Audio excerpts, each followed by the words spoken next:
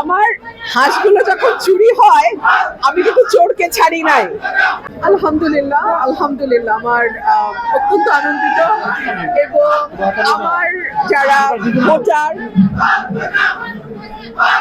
আপনি শুনতে পাচ্ছেন, আমার যারা ভোটার কর্মী সমর্থক, আমি আমার প্রাণের চেয়েও তাদেরকে বেশি ভালোবাসি। আজকে আমাকে এই পর্যন্ত তারা নিয়ে এসছে, তাদের ভালোবাসা নিয়ে এসছে।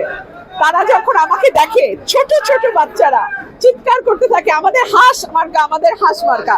তো এই মার্কাটা আমার ভোটারদের মার্কা, এটা আমার মার্কা না। আমার হাঁসগুলো যখন চুরি হয় আমি কিন্তু চোরকে ছাড়ি নাই, আমি মামলা করছি, জেলেও ভরছি।